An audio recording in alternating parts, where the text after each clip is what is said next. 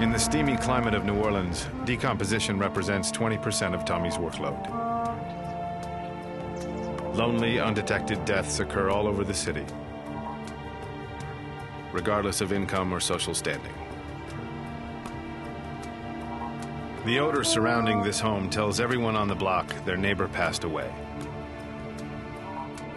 The deceased was suffering from a brain tumor and hadn't been seen for a week. The outline on the bed of dried blood and body fluid suggests he may have tried to sit up with his feet on the floor, only to fall back into an eternal sleep.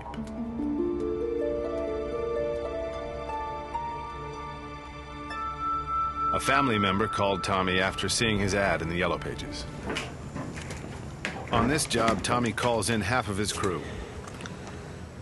They have just one day to biomedically prepare this house for resale. Communication will be paramount, but muddled while wearing respirators. So everything is pre-planned. The main concern is the bedroom. The large mattress is drenched with body fluids. Safe removal will be tricky in this confined space. Double wrap anything that's contaminated. You're either going to double wrap it or double bag it. The wall-to-wall carpeting can't be saved. It acts like a giant sponge for the odor. With the rug goes evidence of a parallel drama. Rescued from a back room was the man's dog, who couldn't eat or go out for 7 days. Urine and feces cover the area. Everywhere there are signs of life suddenly interrupted. The crew will put it all back in order. For the next 8 hours, the crew will work completely covered in their protective, non-breathable garments. Comfort levels will be low. With the day already a hot one, there's a problem with the air conditioning. Decomposition of a body depends on a few things. Was this a healthy individual? Was he old or young? Was it someone who had a bad disease? It also depends on the temperature of the environment. If someone dies inside a closed room that's air conditioned, decomposition takes a long time. On the other hand, if they die in a warm room with no air conditioning in the summertime in New Orleans, usually within 12 hours the flies come. And when the flies come, they lay their eggs, and the larvae, or the fly larvae, are called maggots. I don't know how flies get in an airtight room, but they get in.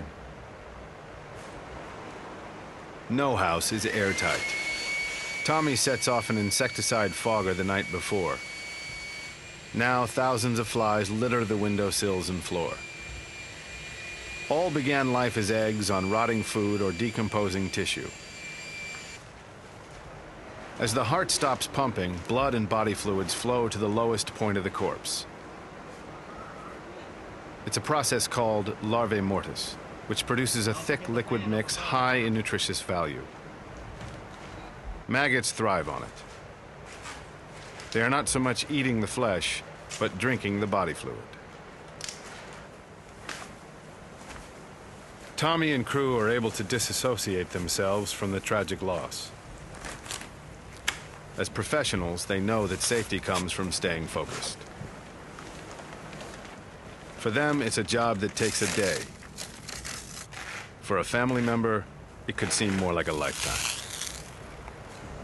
The next phase is getting all the contaminated materials out of the house. The carpet is cut up to fit into the clearly marked biohazardous bins.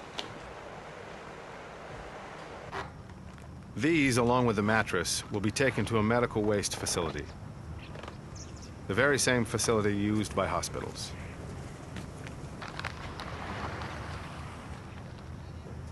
Bio-wastes for New Orleans are taken to a drop-off point near the airport. From there, they are trucked 3 hours away to Mississippi.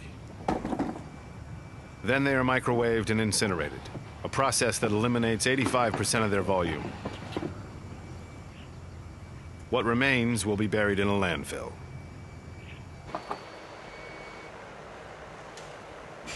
At this stage, the job is basically finished.